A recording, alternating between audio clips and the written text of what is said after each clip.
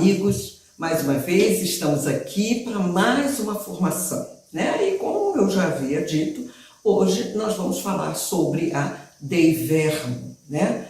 E a importância da palavra de Deus. Então nós vimos, né, na Constituição Dogmática Dei Verbo, que a importância, que foi um dos documentos mais belíssimos do Concílio Vaticano II, né? E esse documento, ele vem falar do principal momento em que vivia a igreja na época, que queria se saber por quê, né? Como essa revelação, esse Deus que se revela. Então isso foi uma questão teológica que foi abordada, né? Então foi importante que se soubesse o ponto principal para que se desse maior, vamos dizer assim, visibilidade à Sagrada Escritura. Eu já dei um spoiler, né? Mas é verdade. Então foi exatamente esse documento que vai dar força à Sagrada Escritura, ao estudo da Sagrada Escritura. Então vamos lá, de forma bem simples, de forma bem prática, né? Nós vamos exatamente falar sobre essa Constituição Dogmática Dei Verbo. Então, Dei Verbo quer dizer a palavra de Deus. A Dei Verbo se propõe a tratar das fontes da revelação divina, fruto de várias discussões pré-conciliares. Então, não foi algo que eles dormiram e acordaram no dia seguinte, vamos falar sobre isso. Não. Eles vieram, vocês lembram? Desde quando começou, em 1959, que o Papa João XXIII deu início a essa questão do Concílio Vaticano II, e ele vai reunir, vai fazer aquela assembleia. Então, um dos pontos já foi falar sobre isso, sobre a revelação divina. Tá? Em 18 de novembro de 1965, quando dos 1.350 bispos presentes no concílio foram chamados a manifestar o seu juízo definitivo, eles estavam cientes de que se tratava de um momento histórico. Então, veja bem, minha gente, não foram, quantos? 2, não, 3, não. Foi aquela, sabe, aquele grupinho, não foi não, gente. Foram 2.350 bispos, então, o mundo inteiro. O texto fora apresentado exatamente no início do concílio, como eu já havia dito, tá? Mas a redação proposta não agradou a grande parte dos bispos. Gente, no decorrer de 3 anos, foram 8 redações. Minha gente, então é um documento, sabe, que não se pode jogar fora. É um documento que precisa ser lido até que se alcançasse o roteiro final que os bispos tinham em mãos naquele dia. Então, veja, eles fizeram 8 redações, a última eles colocaram em invocação, né? Esses 2.350 bispos, aí é que está. Os votos favoráveis foram 2.344 e os contrários, apenas 6. Gente, quase que unânime, não é? Então, daqueles 2.344 bispos aprovaram o texto. É muito forte isso, gente. É muito forte. Não foi uma classe, não foi uma panelinha, não é? Então, o Papa Paulo VI, com a sua autoridade, promulgou a Constituição e tomou o nome de suas primeiras palavras. Então, a Constituição começa com essa palavra, a palavra de Deus, a Dei Verbo. Então, ninguém inventou nada, mas ele tirou a primeira palavra, Dei Verbo, né? Então, é bonito isso, né? Os bispos haviam produzido o mais belo documento do concílio. Gente, a gente entende isso por quê? Porque está se falando da coisa mais importante, que é a revelação de Deus ao homem. Deus quis se revelar ao homem, né? E ele parte de muitas fontes, ele parte de muitos momentos, até que ele se encarna, né? No Filho, né? Em Jesus Cristo. Então, Jesus Cristo é o revelador do Pai, é o revelador de Deus, tá? Mas a gente entende isso quando a gente tem em mãos o quê? A Sagrada Escritura. Então, vamos lá. Os bispos haviam produzido o mais belo documento do concílio, que ainda hoje, depois de décadas, fascina e suscita novas reações quando se entra na profundidade de seus conteúdos. Sim, porque não é algo receita de bolo, mas é algo que tem uma certa profundidade. Então, se você quer um documento, se você quer uma leitura muito bonita, tá lá, a Dei Verbo para você. Porque são estudos dos aprofundamentos em temas fundamentais da nossa fé. Então, a gente entende que esses temas, eles vão basear, eles vão alicerçar a nossa fé. E não é qualquer pessoa, não é, que tem essa disponibilidade. Por quê? Aí é que está, né? Deus se revela, ele se revela ao homem, ele se revela a todo momento, né? Nós vamos desenvolver isso, é porque eu não quero dar spoiler agora, que depois no final fica uma coisa assim sem sentido, tá? Mas vamos por partes, tá bom? Muito bem. Por força deste documento, a Dei Verbo, pode-se afirmar que os cristãos redescobriram a verdadeira face de Deus e reencontraram a familiaridade, quase que não sai, né, com a Sagrada Escritura. Então, essa familiaridade com a Sagrada Escritura vem aonde? Vem pelo de Verbo, né? Então, a gente precisa entender o seguinte: antes do Concílio Vaticano II, o que acontecia com a Bíblia? A Bíblia não era um livro em que a gente pudesse ler, em que a gente pudesse entender. Não existia isso. Eram pouquíssimas as famílias que possuíam uma Bíblia em casa, tá? Então, depois do Concílio Vaticano II, foi dado uma abertura para que todas as pessoas pudessem ler a Bíblia e que os documentos fossem algo para todos. Então surgem as grandes livrarias católicas, né? Surgem as grandes editoras católicas. Então, minha gente, tudo vem a partir daí, tá? Muito bem. Se desejamos conhecer o evento da revelação cristã, portanto, é preciso aproximar-se da Dei Verbo. Claro, né? Não é, eu acho, onde? No Google, não. A gente vai procurar na fonte. A fonte é a Constituição Dogmática Dei Verbo. Ela aborda os conteúdos fundamentais da transmissão da fé, da inspiração da Sagrada Escritura e de sua composição histórica para confluir na vida da Igreja em referência à Palavra de Deus.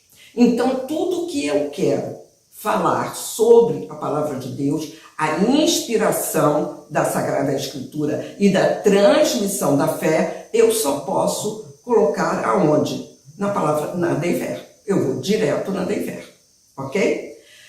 Deus fala.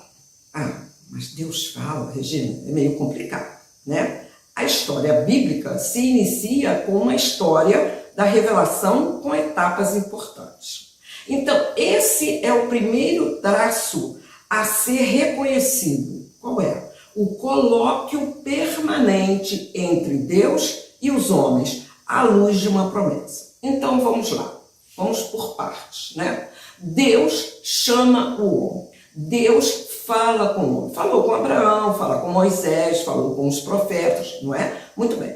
Então, toda essa característica do chamar de Deus acontece a todo momento, né? Mas foi preciso que a gente entendesse como esse Deus se manifestou. E ele se manifestou na Sagrada Escritura, né? através do que? Da palavra.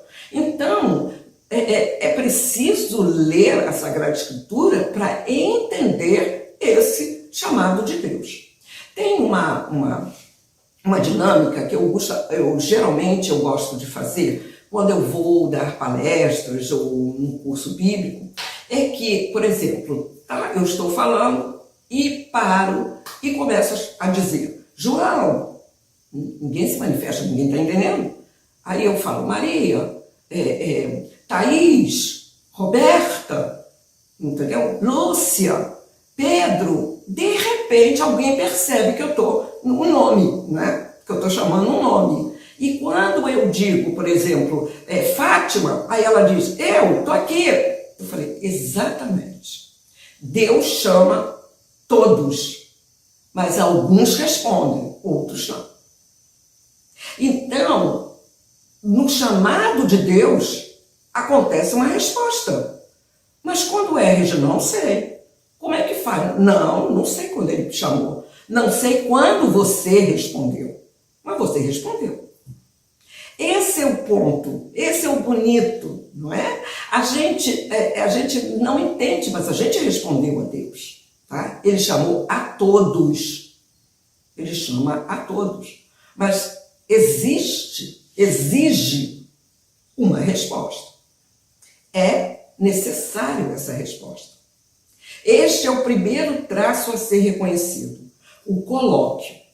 Então, é o quê? Essa conversa de Deus com aqueles que foram chamados. Então, toda a história era uma preparação para o quê? Para a revelação cujo o ápice, o cume é quem? É Jesus de Nazaré. Então eu já entendi. O Antigo Testamento é a preparação para a vinda de Jesus. Então o Novo Testamento é a promessa e o Antigo Testamento é a promessa e o Novo é o cumprimento da promessa. Sim, é isso, né? Então, tudo gira em torno de quem? Desse Jesus de Nazaré. Então, esse patrimônio de conhecimento nos ajuda a compreender por que Deus utiliza a palavra para se revelar. Então, como ele não havia se revelado fisicamente, porque o homem precisa ver. O homem não consegue ver o amor de Deus, ele precisa ver algo. Tá? Então, o que acontece? Ele começa a falar através da inspiração divina. Tá? Isso para ter uma real comunicação com os homens, porque esse é o modo de conhecer e compreender dos homens. Não é? Então, o homem precisa de uma comunicação, senão ele não entende. Tá? Afirmar nesse sentido que Deus usa a palavra equivale a dizer que Deus fala. Tá? Então, ele desce do seu silêncio em seu amor e se volta para a humanidade. Deus usa da palavra para revelar-se. Não é? Então, ele chama Abraão, ele fala com os profetas, não é? Veja bem. E aí, temos agora uma coisa muito interessante. Por que a palavra é revelar? O que é revelar? Revelar é tirar o véu, é desvelar. Aquilo que está velado passa a ser o que? Conhecido, né? Então, é revelar. Mas também, revelar é velar novamente. Colocar novamente o véu. Aquilo que estava sem véu, agora é velado novamente. Então, minha gente, esse é o mistério da grandeza. Esse é a grandeza desse mistério, né? Esse é o ponto tão importante que a gente não consegue no nosso caminhar, né? A gente não consegue porque é mistério. Então, não é algo que eu vou dizer que é uma banalidade, que todo mundo vai entender. Não. Para alguns, ainda está revelado, né? Já está revelado. Para outros, está ainda no véu. Então, está velado. Então, veja, tá? E ao ponto que você há essa revelação, mas depois da revelação é colocado o véu de novo. É muito lindo isso, não é? É muito lindo. É um mistério. É um mistério. A De Verbo apresenta tal revelação como sendo iniciativa de Deus que entra em relação com o homem. Então ela vai mostrar que Deus entra em contato, mas é Ele. Não sou eu, não. Senhor, eu quero falar com o Senhor hoje. Como é que eu posso fazer? A que horas eu posso entrar em contato? Não, não existe isso. Não existe isso. É quando Ele quer. E não só fala com os homens, mas também permanece com eles. Ao longo da caminhada, permanece para partilhar alegrias, dores e dar à vida o seu sentido pleno, que não poderia ser encontrado em outro lugar. Então Deus se revela ao homem, Deus está com o homem, Deus partilha das suas alegrias e das suas dores. Ele está vendo agora o que eu estou fazendo. Ele está vendo o que você está fazendo. Assim, Deus faz compreender que deseja encontrar o homem com o objetivo para salvá-lo, isto é, torná-lo capaz de uma comunhão de vida consigo. Então, existe sim essa necessidade do homem entrar em comunhão com Deus. A partir que ele entra nessa comunhão com Deus, ele tem o ponto principal de sua salvação. Aquilo que foi dado a conhecer aos homens é a palavra, o Logos, o Verbo, a vida eterna. Então, é claro, né? Algo que eu consigo ler e eu entendo, né? Essa revelação que, nossa, que maravilha, né? E não é num momento apropriado, mas é em vários momentos. Eu lembro que uma vez eu estava dando uma aula e falando sobre as cartas de Paulo e de repente, né, a gente sabe que cronologicamente a primeira carta de Paulo aos Tessalonicenses foi logo depois da grande frustração de Atenas. Então, gente, a gente entende que foi uma frustração que fez com que Paulo procurasse aquelas outras comunidades que ele já havia falado sobre Jesus, voltar e perguntar e sedimentar aquilo que ele colocou. E isso, eu estava dando uma aula e de repente aquilo veio, sabe, com uma força, né? Não é a minha capacidade, eu não tenho essa capacidade, mas foi aquilo que Deus revelou para mim. Então, através de uma frustração, cria-se que uma coragem para seguir em frente. Então, só depois que a gente entende que nem tudo serão flores na caminhada de Jesus, com Jesus, né? Nós vamos encontrar tropeços, nós vamos encontrar momentos difíceis, nós vamos encontrar frustrações. Mas aí que está, o que vem depois é a força maior. Se aconteceu de se fechar uma janela, vão abrir a porta para você. Então esse é o ponto, né? Então a gente entende isso, então isso foi visível com Paulo, por que não vai acontecer com você, cara Paulo? Não é? Exatamente. Todos esses são termos que remontam à ideia central fundadora. Qual é? A pessoa de Jesus Cristo. Então, é toda a vida de Deus que é revelada na pessoa de Jesus. A Trindade se expressa nas palavras e no gesto de Jesus. Então, tudo que Jesus fez, tudo que Jesus falou, gente, é muito importante. Que Jesus? O Jesus de Nazaré. Aquele que veio revelar a Deus. Aquela caminhada. Ah, mas então eu só preciso conhecer o Jesus de Nazaré? Sim, mas e o Jesus glorioso que está até hoje com você? Não é só esse aqui, mas é esse também. E não é só esse aqui também, não. É esse aqui também. Entende? Entende? Então, é um misto, né? É um misto, tá? Em Jesus, Deus fala de maneira plena e definitiva à humanidade. E o que ele é? Ele é o revelador do Pai e, ao mesmo tempo, a sua revelação. Em outras palavras, primeiro, Deus, em sua liberdade, escolhe o momento e os modos para revelar o mistério da própria vida. Segundo, depois segue-se a pessoa de Jesus, constituindo o ápice da revelação.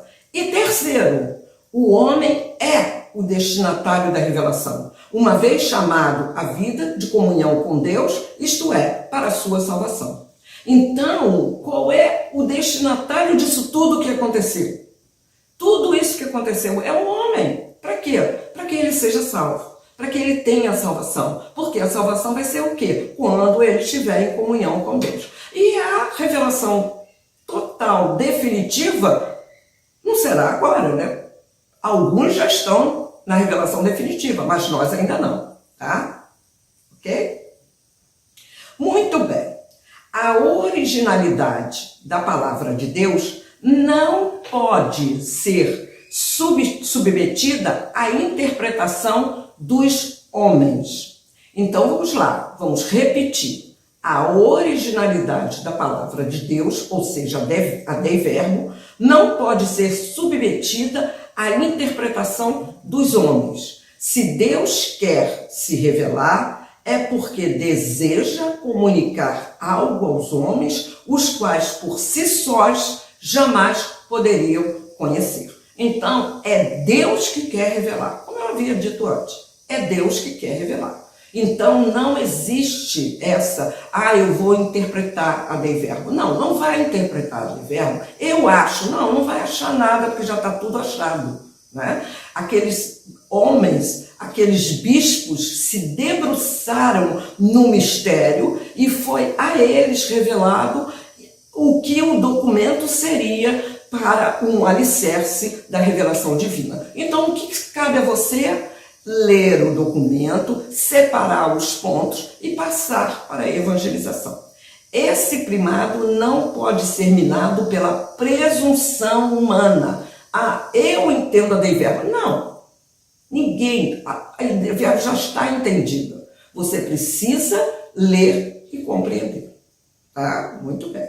Para isso, a Dei Verbo provoca a reflexão sobre a missão da igreja e a de cada fiel. Qual é a missão da igreja e de cada fiel? A evangelização. Então, a Sagrada Escritura não pode ser o livro mais vendido do mundo e, ao mesmo tempo, aquele aberto, coberto de poeira na estante. Não, senhor. Né? A Dei Verbo é para ser, a Sagrada Escritura é para ser lida, é para ser compreendida, não é? Ignorar a Sagrada Escritura é ignorar o próprio Cristo. Quem falou isso, catequista, 30 de setembro, São Jerônimo, né? Surgiram, então, após a Dei Verbo, muitas iniciativas para fomentar nos batizados a tomar às mãos a Sagrada Escritura, a fim de dar fundamento e sustento à fé. Tá? Então, o que impulsionou os apóstolos desde o princípio a missão foi o quê? A profunda convicção de que o querigma possuía uma tal carga de verdade e salvação que não poderia permanecer encerrado no âmbito de um só povo. E quem entendeu isso foi Paulo, porque ele começa a sua missão. Ele começa a missão porque ele entendeu isso. Não pode ser um só povo que pode entender isso. Não há distinção alguma na ação missionária. Todos são chamados a tornar-se ministro da palavra e seus servidores por força do batismo recebido. Então, minha gente, essa semana eu tive uma amiga que esteve comigo e ela disse: Regina, eu fico tão feliz quando a minha família liga para mim me perguntando alguma coisa sobre Sagrada Escritura, sobre a igreja, não é porque ela sabe mais, não é? Mas é porque ela está imbuída nesse espírito, mas ela é evangelizadora. Então, eu começo a evangelizar a minha família, os meus amigos, sabe, os meus netos. Então, essa evangelização é de todo mundo. Ah, não vou falar não, isso aí é para catequista. Não, ué, é a sua missão. A sua missão é que quando alguém perguntar alguma coisa a você, e você saiba que você possa transmitir. Ou melhor, quando você descobrir alguma coisa interessante, que você passe adiante. Esse é o ponto, né? Essa é a evangelização. A palavra de Deus permite realmente que possamos ver a verdade sobre a vida e abre espaços inimagináveis de liberdade. O lugar privilegiado para que a igreja acolha a verdade profunda da palavra de Deus é aonde? É a Eucaristia. É a missa, é o rito. Isso a gente sabe, né?